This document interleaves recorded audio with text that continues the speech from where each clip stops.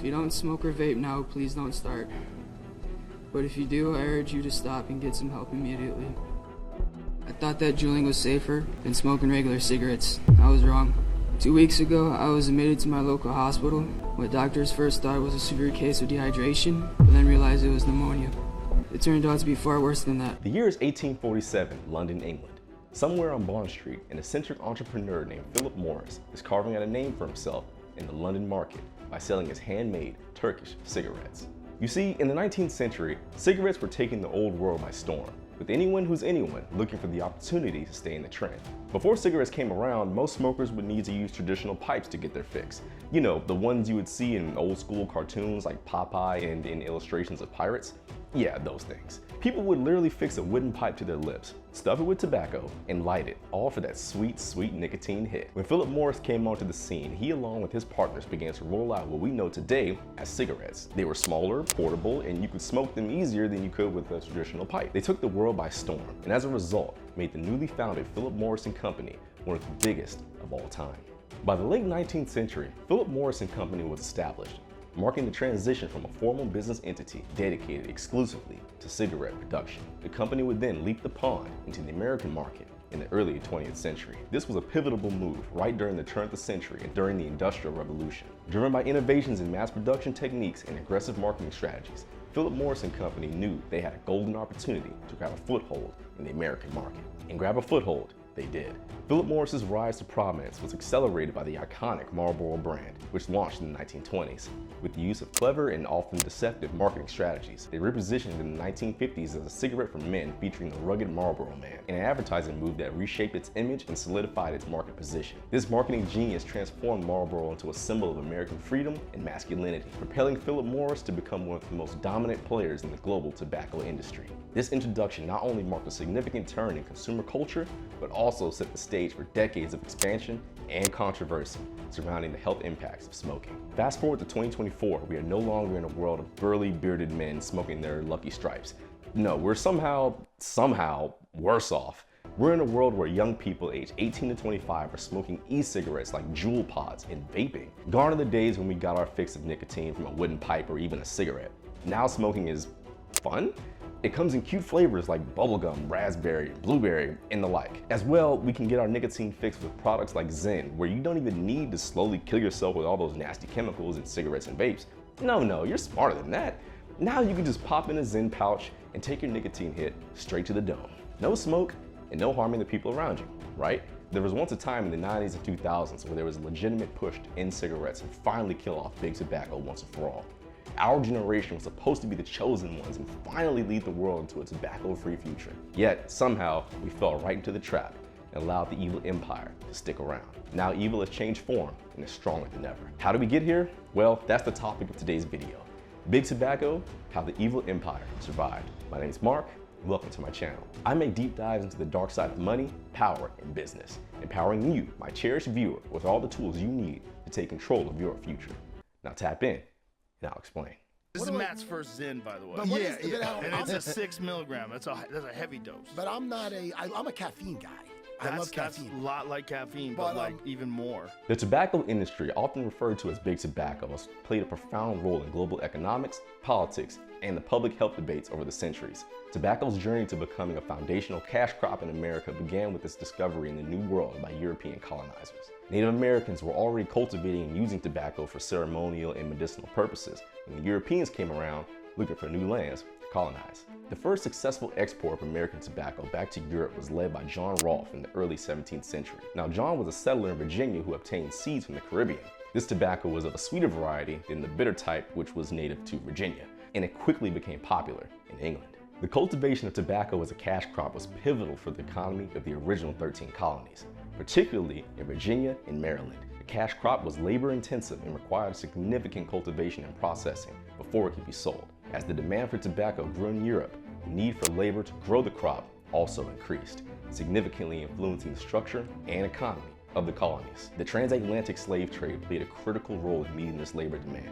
Initially, indentured servants from Europe were used, but the system could not supply the sheer number of workers needed as tobacco farming expanded. As a result, the colonies increasingly turned to African slaves, who were forcibly brought to America to work on the tobacco plantations. This shift was profit-driven and profoundly tragic in its human cost, entrenching slavery as a central economic institution in the southern colonies. The success of tobacco as a cash crop fueled economic growth, but it also laid the groundwork for a society deeply divided by slavery. Tobacco profits were a significant factor in the prosperity of the colonies. Yet, this prosperity came at an immense human cost. The reliance on slave labor for tobacco cultivation set a precedent for future agricultural practices in the South, contributing to the persistent issues of race and inequality in America. The wealth generated by tobacco farming helped establish the economic and social structures that would dominate the southern United States for centuries to come. Following tobacco's establishment as a critical economic driver in the southern United States, its industrialization in the 19th and 20th centuries marked a new era, significantly influenced by companies like Philip Morris, initially entering the American market as an importer of English cigarettes in the early 20th century. Philip Morris began manufacturing its own cigarettes in Richmond, Virginia, and by the 1930s, capitalizing on the growing popularity of smoking in America. Listen while I tell you a story, the tale of the Marlboro brand. Philip Morris's rise was characterized by aggressive marketing and brand development, particularly by the launch of Marlboro in 1924. Initially marketed as a woman's cigarette under the slogan, "Mild as May," Marlboro struggled to gain market traction until the 1950s, when the company executed one of the most significant pivots in advertising history. In response to growing health concerns linked to smoking and reports like the 1952 Reader's Digest article, "Cancer by the Carton," Philip Morris rebranded Marlboro with a masculine image, introducing the Marlboro Man, a rugged cowboy-like figure that symbolized American toughness and individuality. This campaign was wildly successful, turning Marlboro into a bestseller. However, as evidence mounted in the 1950s and 1960s, linking smoking to lung cancer and other serious diseases, Philip Morris and other tobacco companies faced increasing scrutiny. In response, the tobacco industry engaged in a coordinated effort to counteract this damaging information. In 1954, several major tobacco companies, including Philip Morris, formed the Tobacco Industry Research Committee, later named the Council for Tobacco Research. This was to investigate the health impacts of smoking. However, internal documents later revealed that this and similar organizations were primarily aimed at discrediting independent scientific research and promoting misleading studies that suggested tobacco was not as harmful as it claimed to be. These companies also engaged in advertising campaigns that falsely promoted filtered and low-tar cigarettes as healthier options, despite internal knowledge knowing that these products were not less significantly harmful than the unfiltered ones. The misleading nature of such marketing was a cornerstone of the deception practiced by Philip Morris and its peers.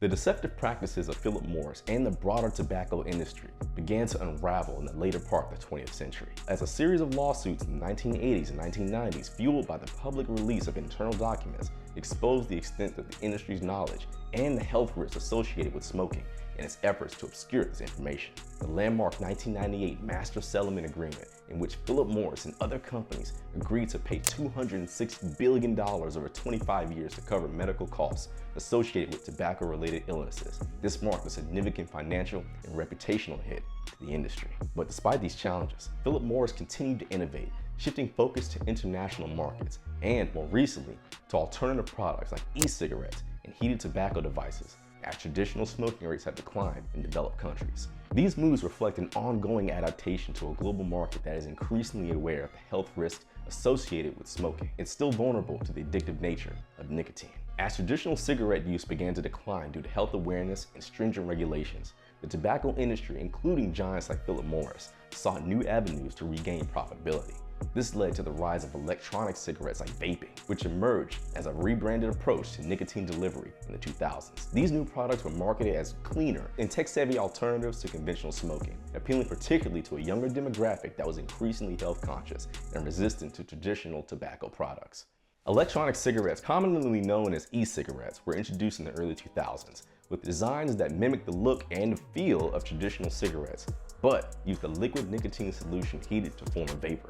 This method purportedly reduced the exposure to the tar and toxic chemicals found in cigarette smoke. The market expanded rapidly with the introduction of various vaping devices, which offer customizable nicotine strengths and a multitude of flavor options, further enhancing their appeal to a broad audience. Juul Labs, founded in 2015, became a standout success story in the vaping industry, by targeting a younger audience with sleek device designs that resembled USB drives and a wide range of appealing flavors like mango and blueberry and strawberry. Juul's marketing was particularly effective on social media, where it portrayed its product as a lifestyle choice associated with young culture, freedom, and rebelliousness. However, this led to significant scrutiny and criticism as nicotine addiction among teenagers skyrocketed, drawing parallels to the earlier days of Big Tobacco's youth marketing strategies. In addition to vaping products, the tobacco industry has also diversified into nicotine pouches such as Zyn, which contain nicotine but no tobacco leaf. Marketed as a discreet way to consume nicotine without the smoke or vape,